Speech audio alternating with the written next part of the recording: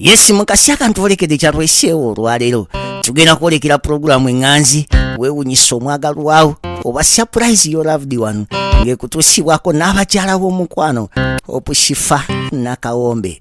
Njagala wekanye. Yes guys, thanks for watching part 1 of the voting between Jessica and Shadia Farouk edition eyokufuna omukyala. Welcome to the part 2, second part.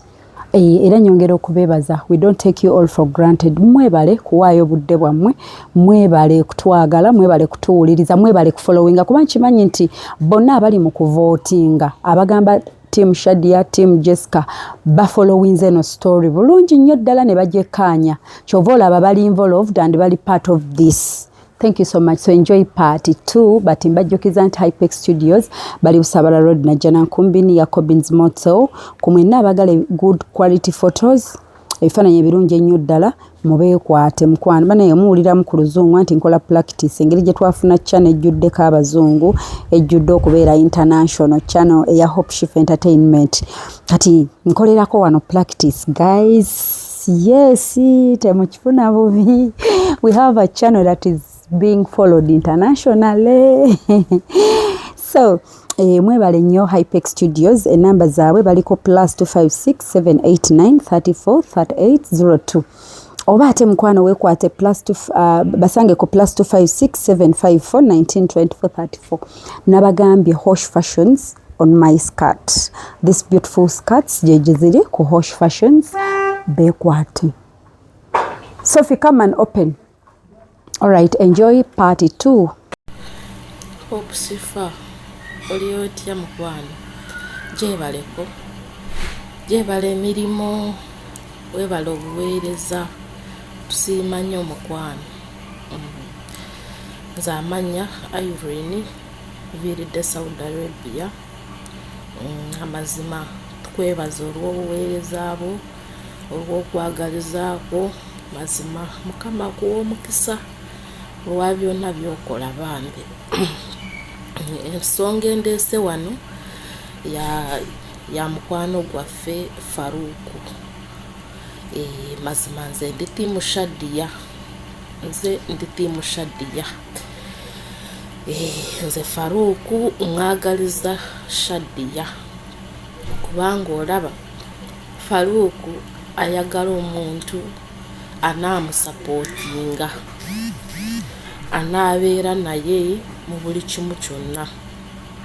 Ekirala Shadia yagenda okuzimba Faruku nze bwendaba kubanga olw'omulala Jessica naye mukazi mulungi naye ekizibu kyalina walakizale nnyo ate ekirala ayagala nnyo ebintu by'okusaasanya ssente asaasaanya nnyo ekisusse yayagala ebya autu ayagala abakozi tasobola kugenda mu ndimiro tasobola kuwaata tasobola kutya abantu talina kyasobola kwekulira yayagala atuule butuuzi buli kimu kimusange waali aliire ku silver plate. Okitegeera mukwano naye ono Shadia asobola kuzimba Faruku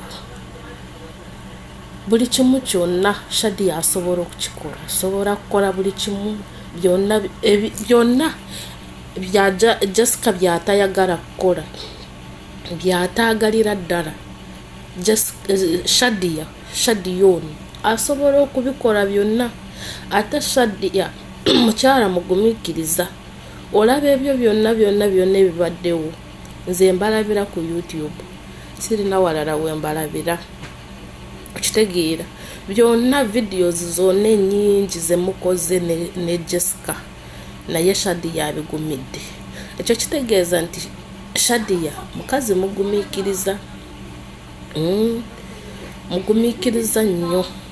So nze mwagaliza Faruku kubanga Faruku musajja wattu naye wakuyiiya bulamu si mugagga ate si mwavu nnyo naye omuntu gwasobola okuzimba naye obulamu ye Shadia. Shadia basobola okwezimba mpola mpola. Kati kankubuulire ekintu kino, omukazi yenna eyajja ku kyeyo n'akikuba n'akimalako, oyo omukazi aba mukazi mugumiikiriza. Ffe ba ttiimu Kadaama tuli ttiimu Shadia. Tuli ttiimu Shadia. Shadia juu. No matter what, Shadia juu. Kitegeera. Yes, mwasibye mutya ba mikwano mugamba mutya. Amanya gange mpiti wa Lunyolo Aneti. Nze anti kifa nkulabira ku YouTube. Ne Faruku ne mulabira ku TikTok naye nga nze ndi muwagizi wa Shadia. Faruku kyenkugamba genda n'omuntu akuzimba togenda n'omuntu atakuzimba atakwongerako. Omuntu atayagala bazadde ba atayagala bantu. Kati ntebereza ndi n'omwana gw'olina ndooza Jessica ayinza obutamusobola omukuuma. Genda ne Shadia. Nze ndi muwagizi wa Shadia bambi. Nze kyembadde ngamba. Omuntu atayagala abantu abawa buwinti ku Sunday ne ku Monday simanyi abalyoke bakyale. Oyo omuntu talina kyagenda kwongerako, talina kyagenda okuzimba naye agenda kukuula bukuza akulekaawo. Ne byobadde olina bigenda kuggwaawo, talina kyakwongerako. Genda n'omuntu akwagala, togenda n'omuntu omukuuzi. O Jessica mukuuzi. Niwaba kutiisatiisa nti bagenda kukola ki tewali kye bagenda okukola mukwano. Weekwase Mukama yekka agenda kulwanirira entalo. Naye owasa omuntu akugendamu, agenda kuwaako respect, agenda okuwaako ekitiibwa nga ggwe omwami. Si gw'ogenda omuwaatira matooke ate gw'ofumbe. Okitegeera. Kyenkugamba genda ne Shadia. Anayagala abantu, anayagala abazadde. Byebyo ebyange ba mikwano. Bye. Assalamu alaikum warahmatullahi wabarakatuh. Madam Shifa, obululu tubulabye bye tulabye. Naye nze kyensaba kiri ekintu kimu.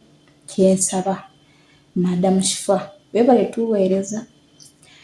Naye n'ekirala tulabye mutambudde mugenzeeko wa Jessica. Jessica n'abalaga life ye yonna obulamu bwonna gy'abutambuliza yonna tulabyeyo. Kakati nze kyensaba kiri ekintu eki ky'obeera otukolera tulabeko ni life ya Shadia. Shadia abadde atambulira wa? Abatwaleko naye tulabe Shadia waba amaliriza emirimu gye waka, waba anyuse ku mulimu agenda wa, waba avudde waka agenda wa. Naye tulabeyooko. Tujja kulonda Shadia, kituufu akalulu bagambye tujja akalonda, tukakuume kabula tujja akabanja.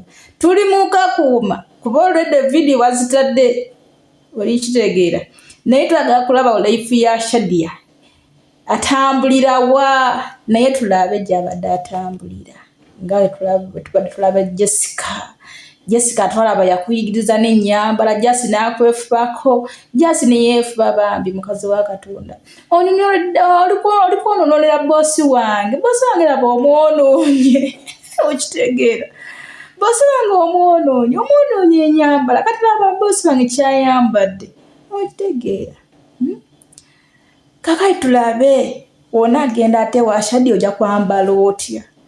Ennyambala ya Jessica twagiraba nawe n'obigenderako.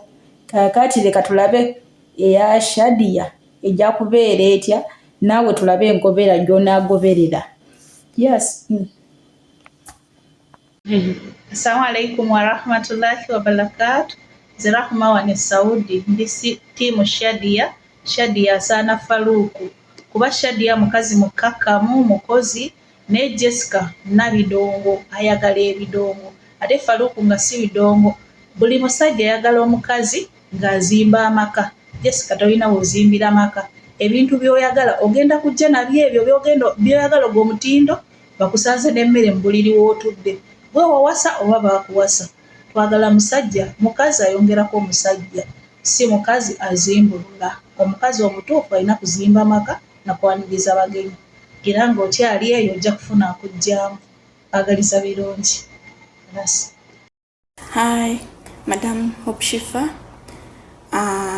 Mbabuzaako nzize okulonda. Nze bwedda mbafollowinga paka okuva byatandikirako kwani Silvia natandika obafollowinga paka kati. Njagala ndaba ekigenda okugwa Faluka afuna omukyala naye mubufunze nze ndi tiimu Shadia mukyala mulungi, mukyala mukakamu ate mukyala wa mpisa. Naye Jessica kakyala kalungi kanyirira naye ebimu bibulamu. Ze Jessica namwewuunya we yayimirira ku mukadi.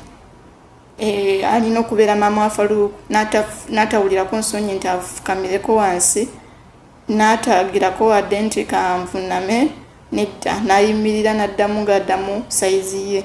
Awe natira omwana obuwala nga ekiri kye tuliko wadde ensonyi okufukamirako wansi. Nze ndi tiimu Shadia, nze Winnie Mukisa nga nsinzidde Saudi Arabia naye e Uganda nva Mbale. Tiimu Shadia jju.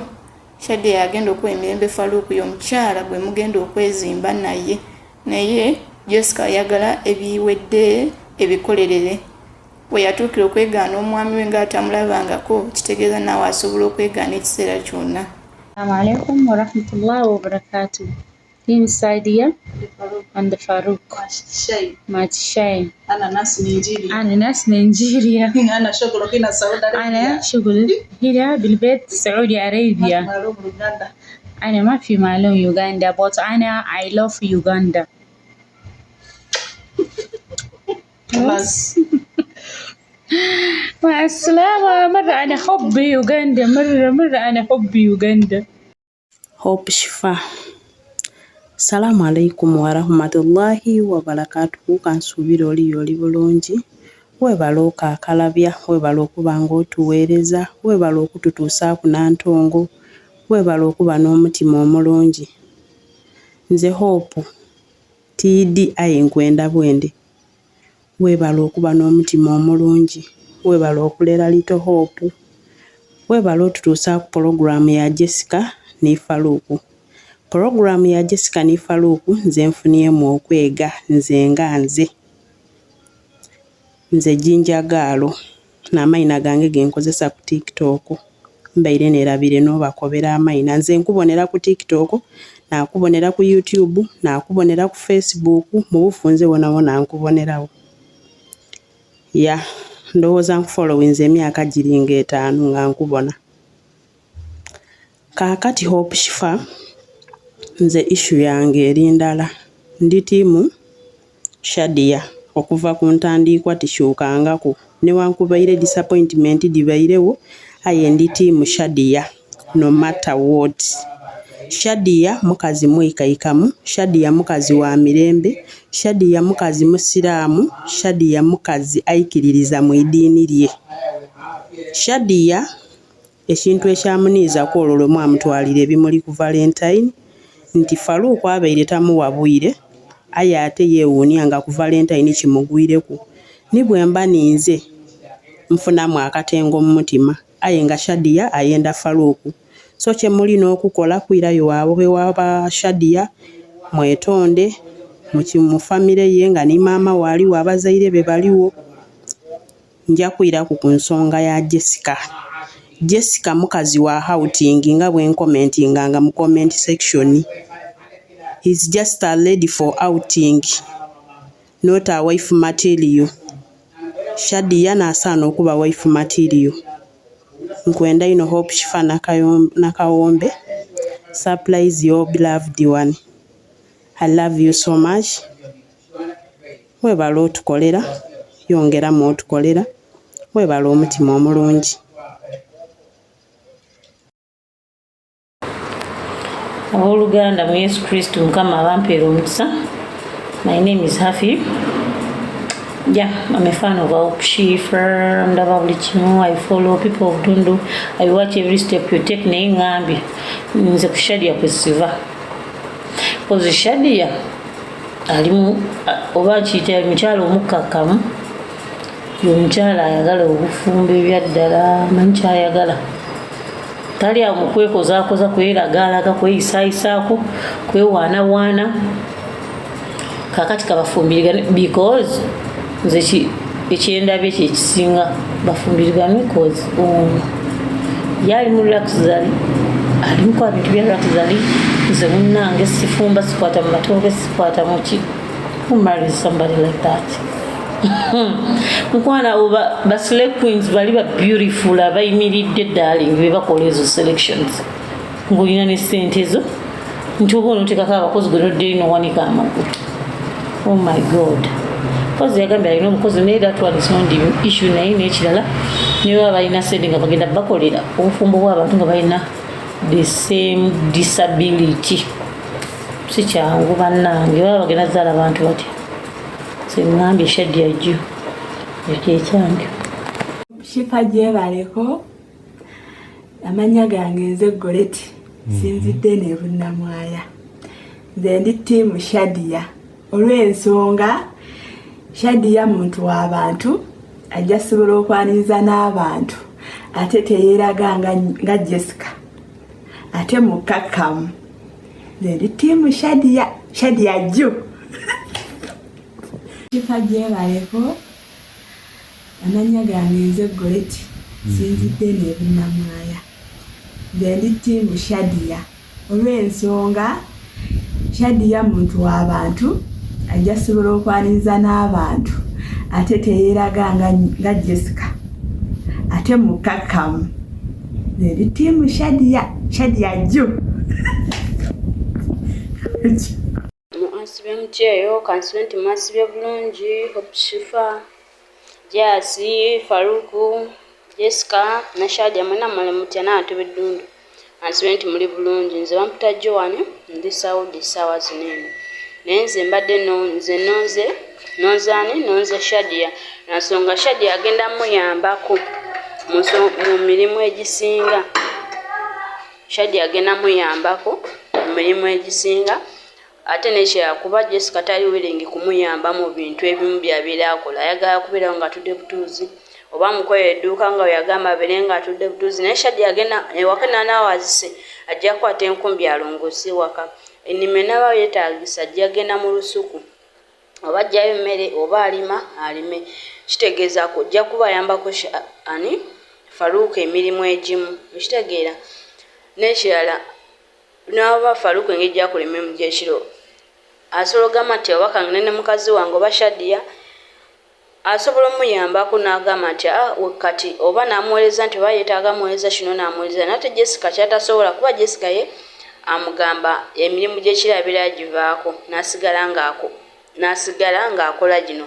kubanga nze Shadia gwe nnonze lwa nsonga agenda beera supportive kubanga ye muntu Faruku gwe yeetaaga agenda omuyambanga ku bintu ebimu okitegeera abata abateetaaga muntu agenda ate abangametya ate kati Faruku yabanga agenda olabirira Jessica abula si Jessica alabirira Faruku okitegeera Faruku ajja kuva mirimu gy'akozaako yalina ogenda mu lusuku atayinja emmere agireete kuwaata emmere agiwate ng'ate emirimu gy'omukazi erina okufumbira omusajja abeera ateekeddwa okukola obuvunaanyizibwa bwe ateekeddwa okufumbira omusajja ateekeddwa omuwoleza ateekeddwa okukola bukimu naye toli ayagala mukozi naye waba afunye omuntu ng'agenda bimukolera so zino abakozi ba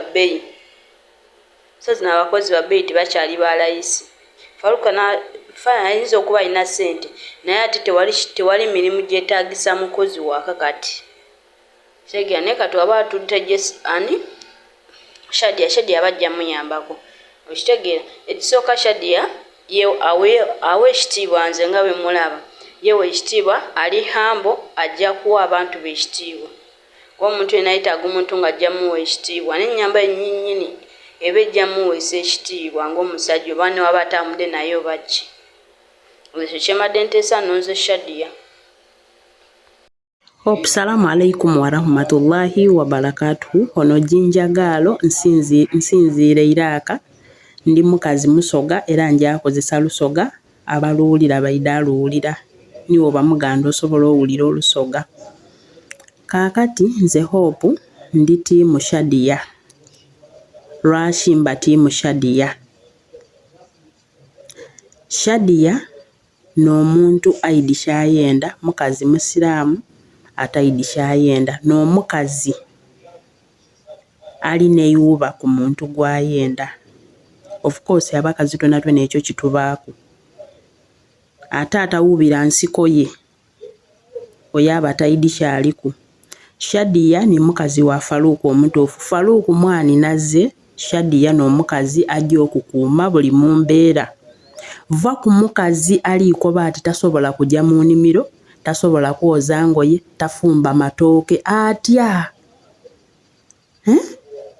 Omukazi atayenda bantu bo, omukazi atenda bagenyi wo, oyo aba tajja kwaza luya, aba tajja akaza luya, aba tali kujja kufumba mwani nazze nze ndi kwenda okukobera amazima.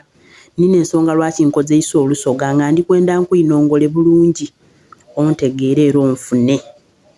Faruku mu busiraamu, oli musaada musiraamu, twala omukazi Shadia ajja kufumbira ayenda abantu bobonabona. Baidawe n'abantu b'endundu mbenda ino era mbatumiire ino ya hopo gyaba namukiza bati Faruku twala Shadia. Shadia mwamusulaku ekimuli ku Valentine yali tali kisuubira kuba obaire tomuwa biseera ng'obi wa Jessica. Jessica ali outing lady, ti wife material nga bwe commentinga ku YouTube. She's just a outing lady, ti mukazi nti alijaba mu bufumbo niwe. Ali nga ali kwamba obwambe okuba niwe. Nze hope yo waniiza olunaku Jessica lwe yakukyusa n'oyakyusa n'engoye. Salamu alaikum wa rahmatullahi wa barakatuh. Sibyootye madamu Kifa balamu bugamba ki banange mwebale kutuweereza kati ekindeese nzize kulonda Karuulu kuba nzize mbagoberera kuva bwe byatandikira ku muwala oyo Silivia. Amanya Naleba Evans sinzidde wano mu Saudi Arabia. Nze Karuulu akange nga mpagira Faruku okunoonya omukazi anaamuwa emirembe n'ekitiibwa ne bagenda mu maaso.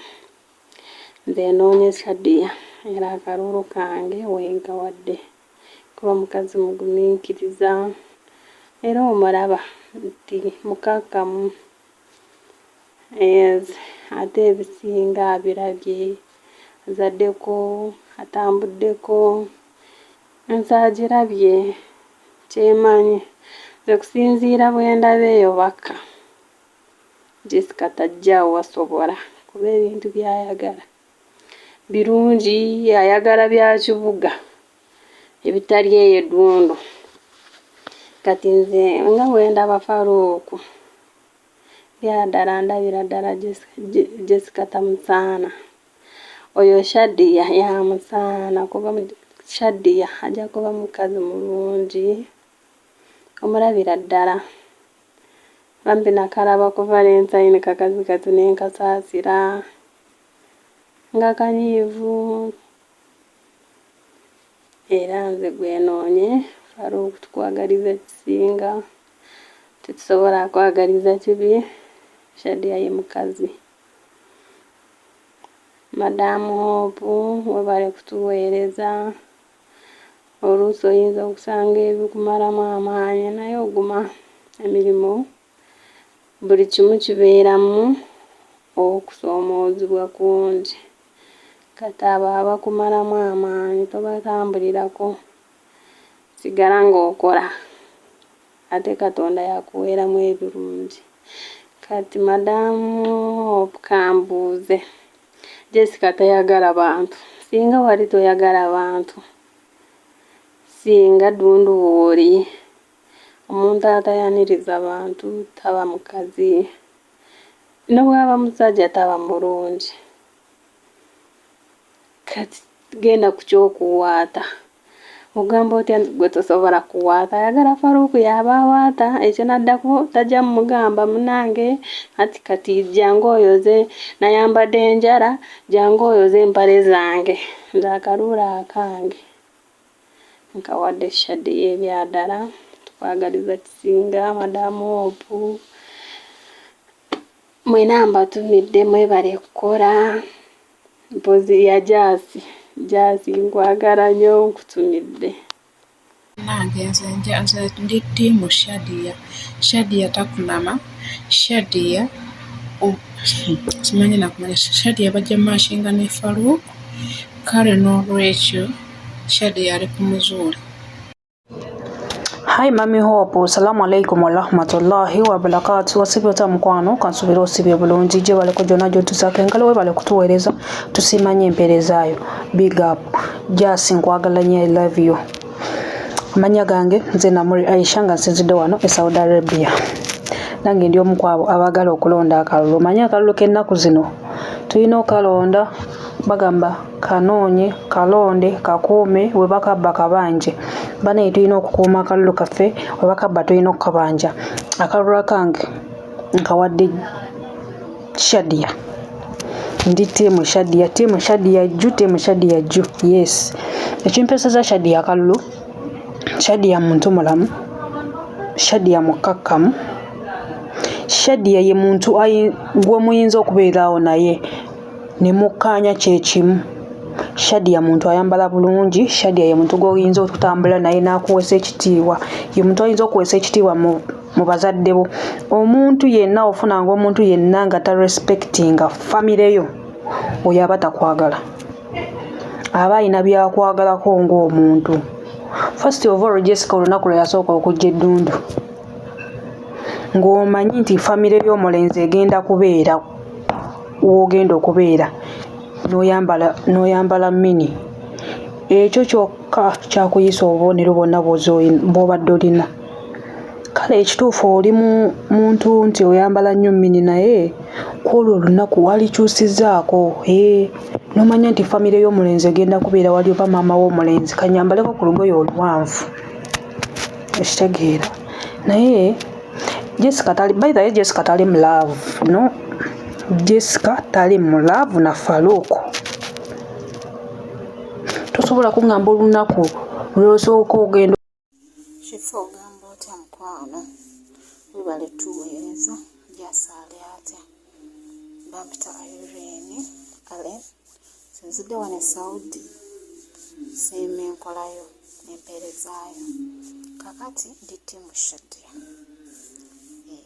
Nina ensonga zange kifa bambi Faruku ono tumuyambe wabanga yavaayo bambi kireme kubeera so for fun kubanga essanyu waliwo erikoma okuseka ne kukoma ngetinga serious nga muli mu kisenge kyammwe eyo. So yajja kufuna mubeezi, teyajja kufuna patena ku mirimu, yajja kufuna mubeezi agenda omukuuma, agenda omugumiikiriza, agenda okumwagala. Ffe abakyala tuyiga buyizi okwagala, then ayina ofuna omuntu agenda omuyamba. Shadiya yagenda okumuyamba kubanga enkula ya Faruku nafu ng'era bw'olaba eya Jessica nti waliwo ebintu ebimu nga byetaagisa amaanyi ag'omuntu nga yakula mbulambulukufu nga Shadiya, kukima mazzi, kwoza ngoye. Kale omuntu ng'oyo agenda kuzimba ani? Faruku. Naye Jessica bingi nti munafu kati kwateeka okubeera nti alina deformities. Mu bunafu bwe kuba tulabye abalina deformities naye nga bakakaalukana, naye ye si mukakaalukanye, kitegeeza buli kimu bagenda mukolera kikolere, sente zigenda kuggwawo ate nga Faruku talina ssente, yezimba bwezimbi. So now nga tuzze mazima mu reality, Jessica yababuulira ekituufu nti ye Slayer, ye wa Luxury, wa bidongo era ebifo byabalambuza bidongo. Then when you go in for Jessica ojja kuba tofunye mukyala, ojja kuba ofunye girlfriend. Ate ekiseera waliwo kituuka nga girlfriend teyeetaagisa nga twetaaga mukyala. n'abalungi ekiseera kituuka nti bakutunuulira beauty yo, tebatunuulira figure, tebatunuulira kabina yadde entumbwe, wabula nga batunuulira what do you bring on table. So now nti ne Jessica basobola mukolera bizinensi era n'atagibeeramu kubanga mukyakaze era neegwa oba n'agirya because ebintu bye byakukyakala. So now mbadde nsaba mwannyinaze Faluku muto wange tobeera so excited na kamera erina weetuuka neekoma ne mudda mu kisenge ne mutuula ng'omwami n'omukyala ne muzaala abaana pozi n'ekinaasembayo mbiyingi nti Jessica tazaalangako ate ng'alina deformities, Faluku yazaalako ne Shadia yazaalako. So oyinza okwesanga nga Jessica oluusi tajja kusobola kusitula ki oba lubuto. So now byonna tubitunuulire tuleme kubeera excited embaga etuuka neggwa ne mugetinga serious oba okitegeera. Kale kyekyo mukwano mubeere bulungi. Shadia mumwogereze era mumwegayirire akomewo okubanga mwamunyiiza. Kale nnyabo beera bulungi.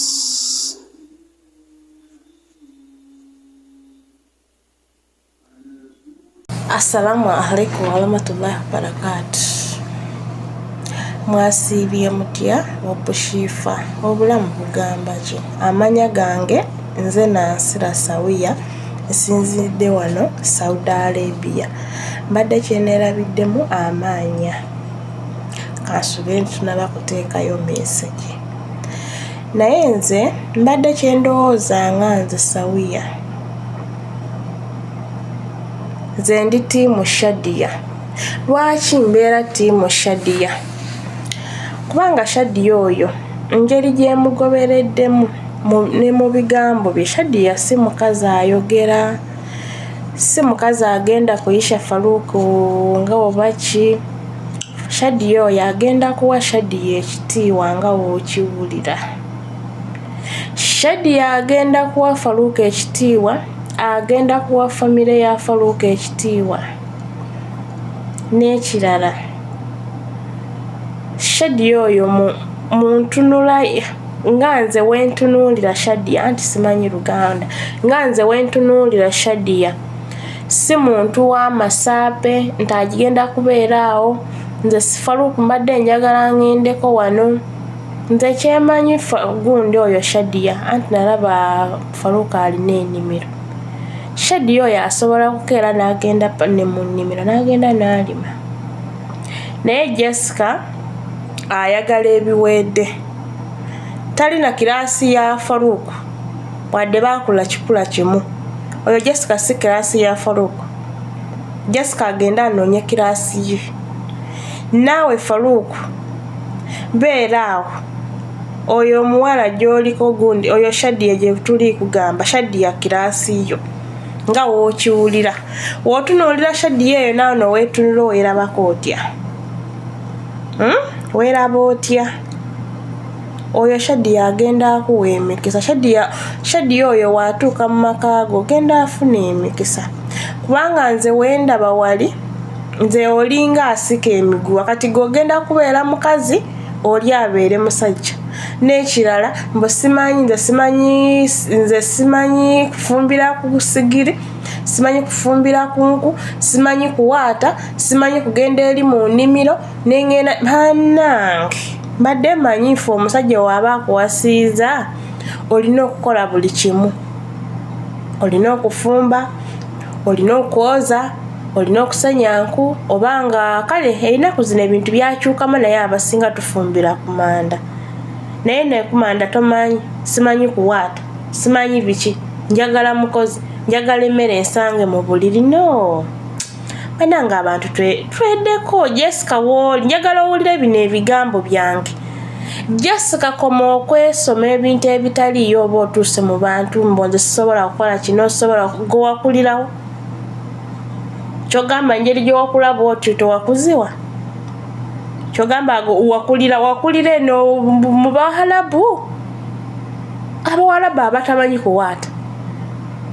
naye kati g'okulidde wano e Uganda ogambe mba simanyi kuwaata amatooke, simanyi kuwaata olumondi, simanyi kuwaata kino, simanyi kusaanika. No, Jessica njagala oddeyo oba olinako senga waakubuulirire ogambe oti lwaki abantu banjogerera ebigambo bino. Jessica nze kyenkusibirira, genda ogambe nakulaba olina jjajjawo, genda otandike okubuuza jjajjawo lwaki nze sikola kino. Ogenda kubeera serebu wani? Ennaku zino wadde ne baserebu bamanyi kukola buli kimu. Obwo bwa serebu obukolera eri ku mirimu, naye w'otuuka waka obeera mukazi. Gundi Jessica kyewakola wakola kibi ate n'ojja nemukamera mbw'oyogera kino na kino. Ebirala teekangako omumwa gwo kofulo, tofulumyanga ebigambo ebirala ebitaliiyo. Fulumyako ebirala oba oyagala gundi Faruku, oba singa wasirikira ebigambo ebirala n'otuuka wa gundi wa Faruku oba yeejuza n'agamba munange nawasa ki. Netugamba munange yayogera bulungi nga mukazi, naye munange oyogeza amasaape. Naye opushifa ogenda kunsonyiwa vidiyo zensoose okukola engeri gye mbadde nga ndi bize bosi wange naye nga mpita ayita neŋŋamba munange, naye nze nsinzidde wano Saudi munange, oba maze okugiteekayo simanyi. Osiibye otya no Mami Hope Shifa, kansuubire nti oli bulungi. Jasi nkutumiddeko mukwano. Jasi, we love you so much. Bambi Mami Hope Shifa weebale nnyo ate twebaliza ddala empeereza zo buli kimu kyonna bambi. Tukisiima ate nga we enjoy. To enjoyinga channel yo ku YouTube. Thank you so much. By the names of Kansime Christine, currently in Saudi Arabia. Omulamu oguliwo kati gwakulonda, of course gwakulonda. So nze nganze ndi team Shadia.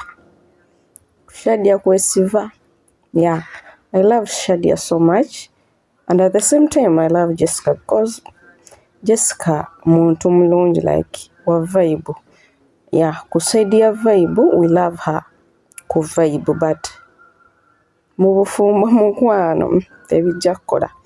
Mu bufumbo tebijja kukola kubanga Jessica muntu like Jessica ye muntu wa ayagala nnyo life oba ngiyite ntya, I don't know, but kusaidi ya Shadia, she's a wife material 100%. Yeah, according to me, the way I see her, mulabanga omuntu agenda kufumbirwa ate Faruku oyo mukazi gwe yandyetaaze. Kubanga Shadia, she's very calm. Buli musajja yandyetaaze omukazi like ngali calm nga Shadia, she's very calm. Muntu musirifu mukkakkamu, tayogera nnyo. Faruku kati bajja kukwatagana kubanga Faruku naye si yali awo nti ayogera nnyo kati awo oba togenda funa muntu yese ebyokwenyiza biyinza okubamu, but Shadia ye muntu agenda okufumbirwa Faruku. Ate Shadia ye muntu gwolaba nti asobola, afuba nnyo akole, like she's a hustler. Ayiiya nnyo akola, so ayinza obutajerega any kind of a business omusajja gy'aba amukoledde. Because I heard Faruku talking about mukene and tomato business, and Jessica, she was like, ebyo nze sibikola sisobola kutunda mukene.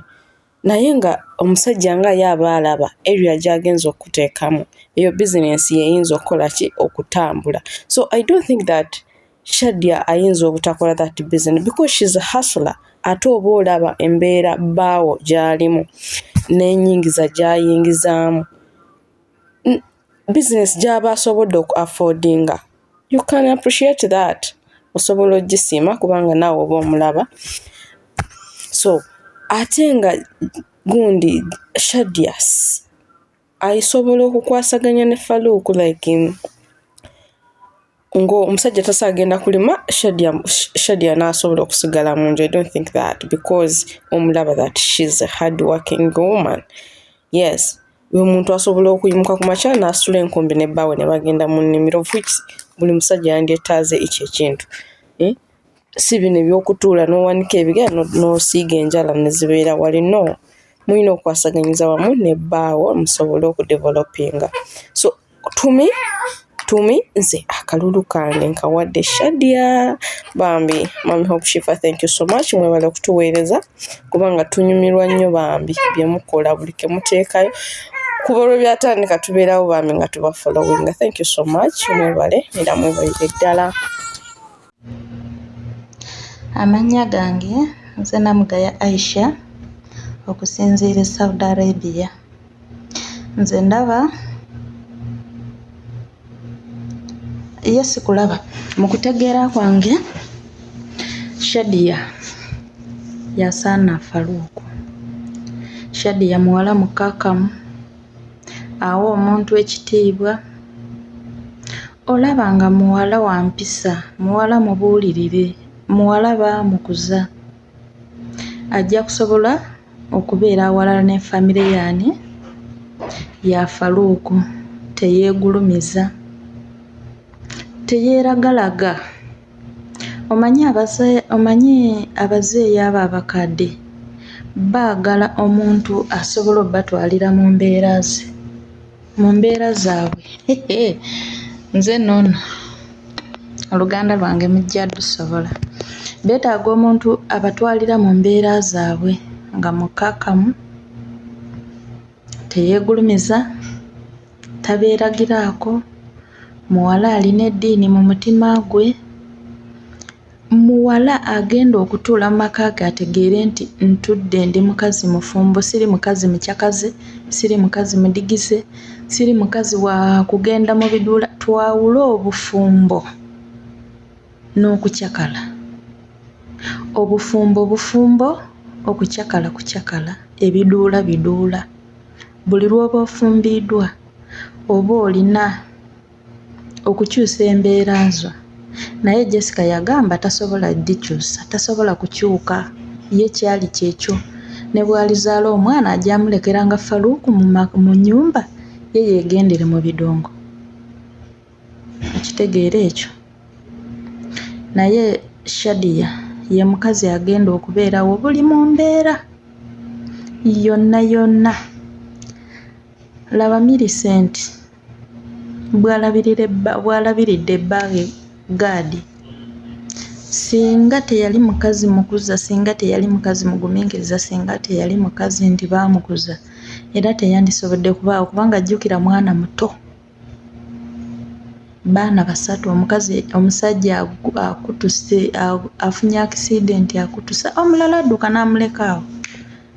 Naye olw'okubanga nti alina omukwano gwa bba ayimiridde naye, ne Shadia omulaba ng'alina omukwano, olaba ng'ajja kuwa bbaawe respect, omulaba ng'awa omuntu respect, omulaba ng'ekintu ky'akola akikola okuva ku ntobo y'omutima gwe, si kupapa, si kupakuka, si kugira ki. Ndi ttiimu Shadia. Era oba yeeno enamba gye tuteekako ne ssente z'omukolo nze zaamenya dda. Kale nsiibe bulungi bannange, naye vidiyo ngyekutte kiro, engeri gye tutandiise ekisiibo gitutwalaganya, naye nga nkulamisiza Hope Shifa, tusiima omulimu gw'okola, weebale kwagala bantu, weebale kubazaamu maanyi, weebale kubabeererawo. Hope Shifa gyebaliko mukwano, kansuubire nti oli bulungi. Amannya gange nze Jackie Ketty. Ekyokubiri nze sirina sayidi. Ekyokusatu ngenda kuwabulamu katono. Gamazima abantu abasinga mujajinga Jessica. Jessica muntu mukakkamu, Jessica muntu mulungi, Jessica ye muntu asmilinga no matter what, oba ki oba kizibu ki. Example kanjibawe yino. Jessica yagenda eyo mu kyalo kya Faruku we bakubira like we yagendayo ne bamubuuza ebibuuzo biki. Nze nganze singa nali Jessica nali kubya omuntu akagundi akazindaalo ku mutwe. Kuba abantu abasinga bajajinga nnyo Jessica, abantu abasinga bavoola nnyo Jessica we yagenda ewaabwe w'Abafaluuku ku kyalo ky'Abafaluuku. Okitegeera. Naye Jessica yasigala musanyufu, yasigala aseka, yalinga abalaba nga atabalaba. Okitegeera. N'obufumbo bwe butyo bwa mikwano abasinga obungi muli ku byeya ababadde bajajinga Jessica, abasinga obungi mwava mu bufumbo bwammwe lwa famire z'abasajja, sayidi z'abasajja abasinga obungi nga zibalemeseza obufumbo bwammwe. Ekyokusatu kanzire ku Shadia. Shadia ekyokusatu oba oyagala omusajja teekamu amaanyi agalaga nti omwagala, kuba mu kintu kyonna kyonna ng'okyagala olina oteekamu amaanyi. Omusajja tajja kujja akwerippeko ng'ate gw'olaga nti tomuliiko. Olina okuteekamu amaanyi nga Jessica we yateekamu amaanyi. Ekyokusatu Shadia ayina ali shy, tayagala kubeera kumpi wali Faluuku nga abantu bamulaba. Kuba ku Valentine Hope Shifa we yagenda okutwalayo ebimuli, Shadia yali bulungi nnyo ne ba Hope Shifa nga teyeesesa, teyeddusa waabwe emabega w'emiti. Okitegeera. Newe yalaba ku Faluuku n'atandika okwesesa, n'atandika okutunula wansi, n'atandika okubeera nga adduka emabega w'emiti, tewali atayagala abeere kumpi ne Faluuku. Okitegeera. Kati awo kyekizibu ekiriwo nti Shadia kijja muzibuwalira okwagala omusajja oyo in public. Oba okitegeera. Tayagala kamera, tayagala kumulaga nti yoyo bbaawe. Byebyo ebyange siina sayidi, wabula ekyokusatu gye ngenda okugamba Faluuku agende n'omutima kye gwagala. Oba agenda n'omukazi amanyi owaata, oba agenda n'atamanyi kuwaata, agende n'omutima omutima kye gwagala, kubanga omuntu tuyinza omusalirawo naye nga alina gw'ayagala. Assalamu warahmatullahi wabarakatuh. Let me hope you are doing well or some doing well. I wish you be well always. Naye mukwano Shifa, zendi timu Shadia mukwano. Faluuku, you are losing a lot of, how can I say, you are losing something different in your life, Faluuku. But me, I am Team Shadia. Nsidde wano Saudi mbagala nnyo. Hope Shifa gye baliko mukwano, kansuubire nti oli bulungi. Amanya gange nze Jackie Ketty. Ekyokubiri nze siina sayidi.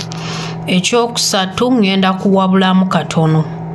Gamazima abantu abasinga mujajinga Jessica.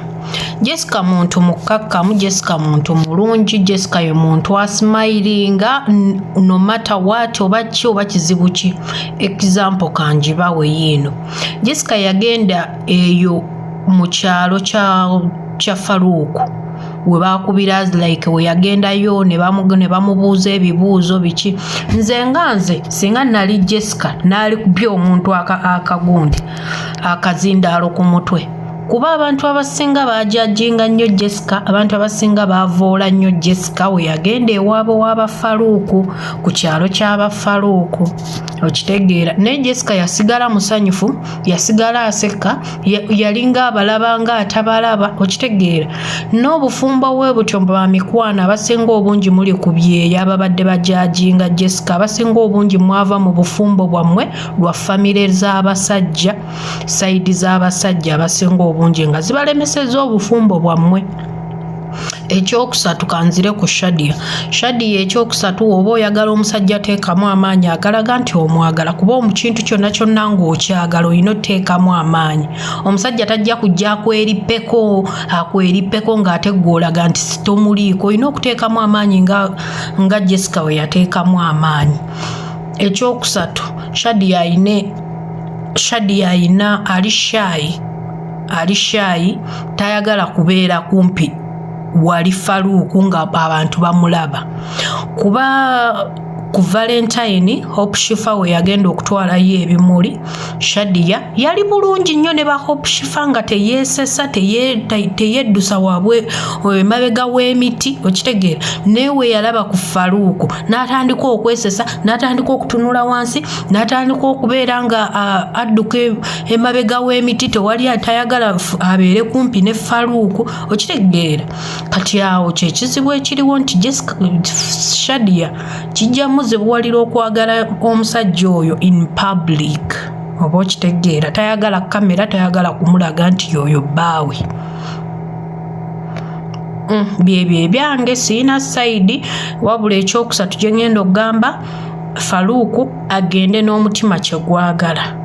Oba agenda n'omukazi amanyi okuwaata, oba agenda n'atamanyi kuwaata, agende n'omutima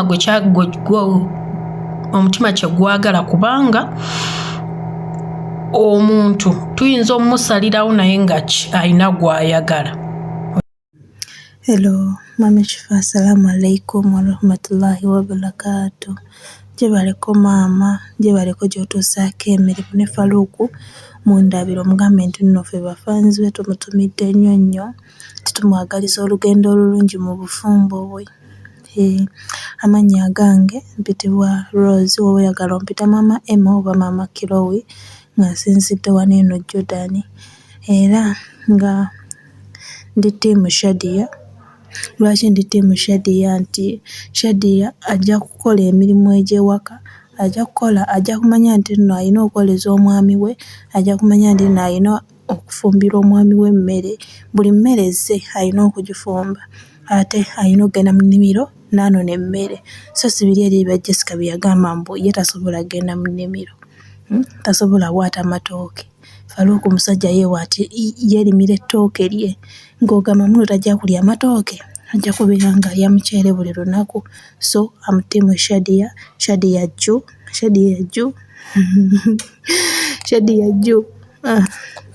Nali ttiimu Jessica, naye Jessica okuva lwe yagamba mbu nze siwaata matooke era ne mu nnimiro sigenda, ate n'emmere baba bagireese takola ki, tagifumba, olw'okuba enjala ze. Asigale n'enjala ze, oluzungu terulugaanye, it's okay. Era tumwebaza akazungu kaatusomesezzaako, akazungu kaatusomesezzaako tukamwebaza. Ramadan Karim Badia mbatumiddeko, tubagaliza okulonda okulungi. Faruku Mukama akuteremu obwangu, akuwe omukyala gw'owulira ku mutima gwo gw'oyagala, ate era Allah wa kitiibwa akuwa omukisa mu bufumbo bwo singa buba nga bulamye. Mami Shifa, oli otya? Kansubire nti oli fine, nange gye ndi fine. Obulamu bugamba ki?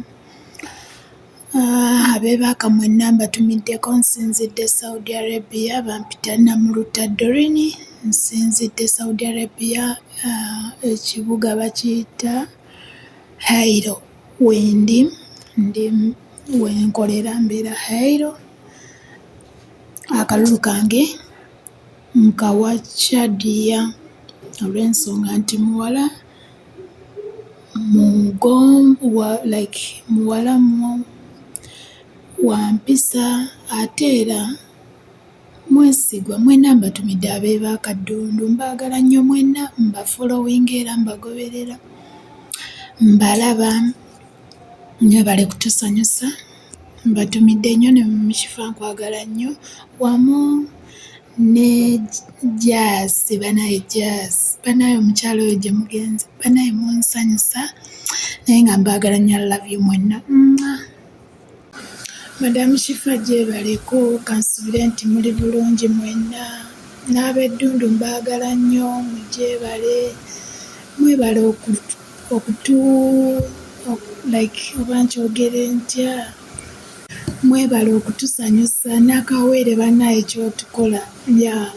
Message yange ngikusindika eri Shadia, akalulu kange nkasindika eri Shadia gwe njagala, kubanga muwala wa mpisa, ate Jessica yeerondalonda nnyo, naye nga akange ka Shadia kubanga mwagala nnyo, ne Jessica mwagala nnyo naye akalulu nkawadde omuwat bamuyita Shadia. Then Madam Shifa, I love you too. Webale kutuweereza mukwano, kwagala nnyo. Yasibya kya Madam Hope, mwasibye muti abatulaba n'abatuwuliriza nga bulijjo Joani asinzidde wano Jordan. Shadia Ju. Omukazi yenna omukakamu, omuwombeefu, awuliriza ye musajja gwe yeetaaga. Teri musajja mu nsi muno ateegomba mukyala anaamuwa mirembe, naye Shadia alabika ng'omukyala anaawa Faruku emirembe. Naye Jessica ogenda bba oyambadde akagatto ng'ate kaakakondo, ogenda bba otambulira ku bunkenge. Anti ayagala uli tailor shop, ate olunaagira ng'akugamba nze nnyuko sikyamwagala wano. And whenever omuntu bw'ayogera ku family, like abazadde ddala, nti nze sibeetaaga, nti nze nja bba wennaku. Can you imagine? No. Shadia Ju. Bambi Shadia, bw'oba oyiseemu totuswaza n'otumenya emitima ne tutandika okwejjusa kale twalabanga. Yes, but Farouk, go for Shadia for better marriage. Assalamu alaikum warahmatullahi wabarakatuh. Nze Amina, nze nonda Shadia. As Farouk's wife, ensonga zange nyingi ndudde nga mu following ambiraba naye emu ku ezo tekyetaagisibwa kukyusa ddiini. Shadia Musiraamu, Farouk Musiraamu. Kirala, very disciplined girl, very humble. She's a wife material. Team Shadia and Farouk must shine. Assalamu alaikum. Assalamu alaikum warahmatullahi wabarakatuh. Amannya agange Olivia Stimanywa, nga nsinzidde wano mu kibuga Makka, Saudi Arabia. Munzikirize neebaze Shifa okutuweereza ne ttiimu ye yonna. Abantu b'Eddundu mbatumiddeko. Vice Kajambo, kwagala nnyo maama. Menta, how are you? God and Millicent Kajambo nammwe. Akalulu akange Shadia Ju. Shadia muwadde akalulu. Mbadde ttiimu Jessica ebbanga lyonna. Naye munnange amalala gakulembera bigo Jessica nkubuulira. Dde emabega, mu myaka gy'emabega w'obadde nga toli mwematize nga teweeraga. Jessica okulidde awo ewammwe ku kayemba awo, ng'ennimiro ogigendamu emmere ogisoggola n'okuwaata owaata. Naye olunaku lwawa Faruku amateeka, first date n'omuwa amateeka, n'ajja ekaliisizo n'ogamwongera. Sara Shoti ne bamukyaza n'olemerako ne bakubira essimu n'ogaana nzize nga mbagoberera. N'otuuka Eddundu n'okutula kebo, n'oyimirira ku ttaka lya Ssaabasajja Kabaka Eddundu n'obuuza hayi Nazara, hayi Sezara, mukwano.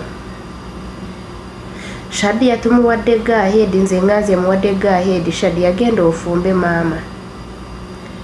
Mu nsi muno empisa kikulu kyekikulembera, obukakkamu. Okwogera ennyo tekugasa. Mukwano, osanga Shadia amaviivi galifukamirako, ali waata ku ttooke, ate oba alino n'enku ku lusozi. Shadia Ju, Eddundu oye.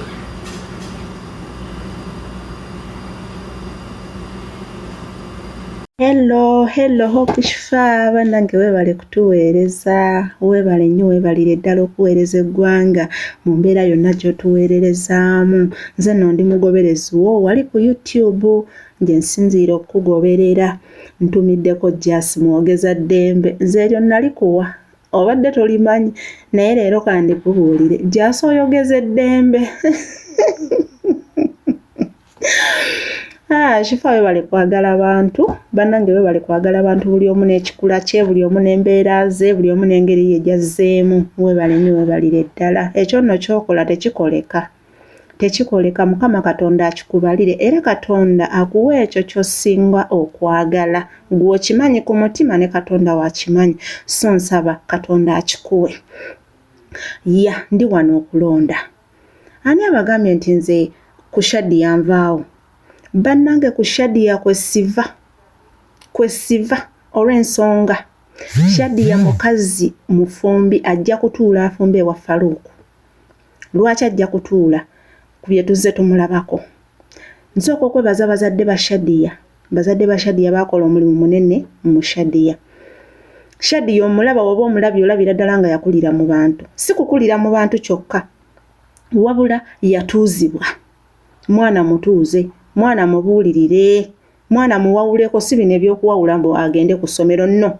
Ntegeeza okumutuuza ne bamuwawula ne bamugamba mwana wange aweetaaga okwogera yogera awateetaagisa bireke ate lowooza ng'ekigambo ng'ogenda okifulumya zembeera z'oyo mwana ze mulabamu. Oyo ye muntu ajja okufumba. Ekirala obugonvu bw'olujegere ge maanyi gaalwo. Shadia mukazi mugonvu bannange mwana mugonvu kitegeeza obugonvu obwo bugenda muyambako okubeera mu bufumbo bwa Faruku, bugenda mukolera kinene nnyo okubeera mu bufumbo bwa Faruku. Ekirala Shadia mukazi wa mpisa bannange nze oba njogere kindeke ki ate Shadia mukazi mukozi mukyala mupambanyi. Shadia mukyala wa mpisa era ngenda kuweereza buli ffe batiimu Shadia Faruku Shadia yennyini kana akayimba ka Silver Kyagulanyi oba mukamanyi akagamba nti obulungi bw'omukazi yenna ziba mpisa. Okitegeera obulungi bw'omukazi yenna teruba luzungu, tekuba kusoma nnyo, tekuba kulungiwa, teba figa, tekiba kiki kyonna wabula kasita omukazi aba n'empisa oyo yabeera omukazi omulungi. Ate ekirala Faruku weebala okubuuza. Abaganda tugamba awasa abuuza. Faruku wajja n'ogamba nti nno social media ennondere ensalirewo olwo oba wabuuza weebale. Kakati ffe tukulondedde Shadia nze ku Shadia kwesiva Shadia kamaama Mukama akunkuumire. Nsigadde nze Nabukenya Irene wali ku YouTube nkozesa omusambaganyi nsinzidde wano mu kibuga Riyadh e Saudi Arabia. Big up.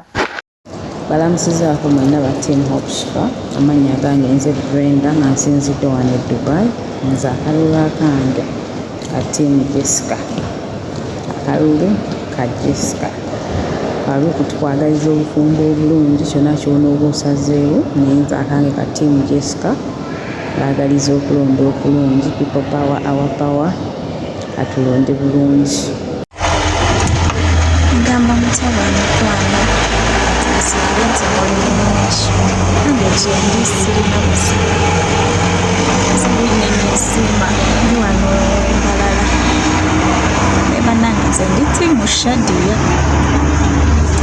Nze okusooka nali Tiimu Jessica nga sinaba kuwulira bigambo bimuvaamu naye olunaku lwe namuwulira ne mpulira ebigambo ebiva mu kamwa ka Jessica nga alaga nti ye wa bbeeyi nnyo nnyo nakyuka nti ndi Tiimu Shadia.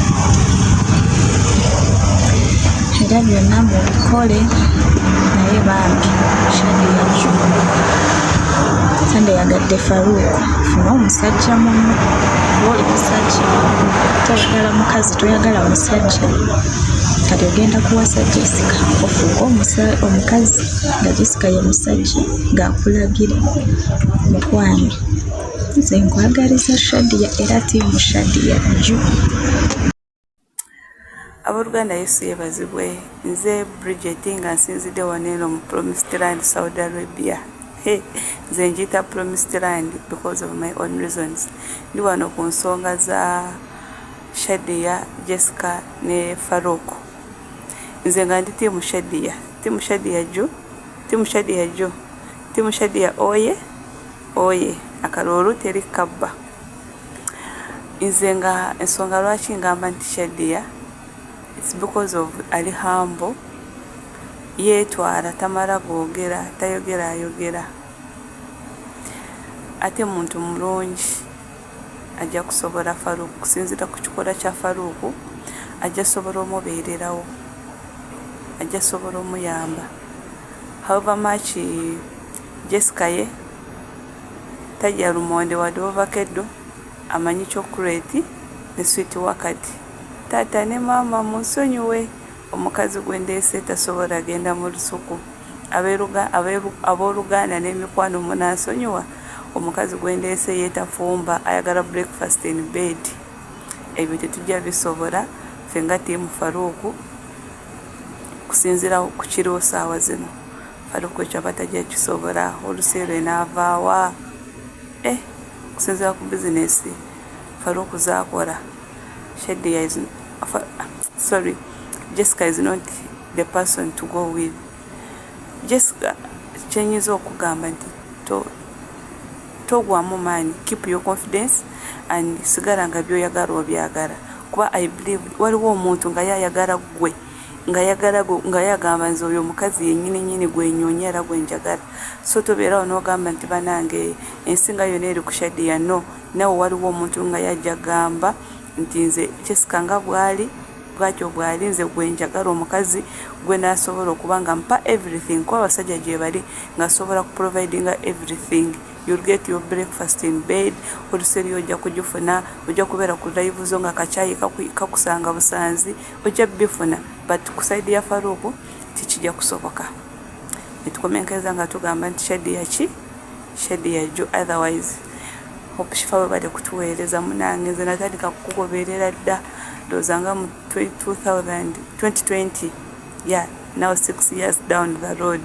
Zembiraba, abavuma, abayomba, abakayana nenga bwotero okugana ffe tugamba nti aboku YouTube ffe kintu tuba tukitegeera engeri gye kyatandise n'engeri gye kikomenkerezaamu n'engeri nga bwe kiri. Jessica tukutumiddeko simanyi lwaki abantu bakuyita obwenkwe. Nze siraba nkwezo munange Shadia. Manyanga Jessica siraba nkwezo. Nze ndaba muntu mulamu lwakuba nti simanyi lwaki bakuyita wankwe. Otherwise mwena abantu b'eddundu baka Jessica ekisaawa yonna tuyingirawo ne Shadia mu bitiibwa. Shadia munange tuddiremu vidiyo zonna nzize nziraba ezisinga. Bambi Shadia tusaba otusonyiwe otuddiremu tokkiriza abantu kusalirawo gwe kyoyagala ku mutima.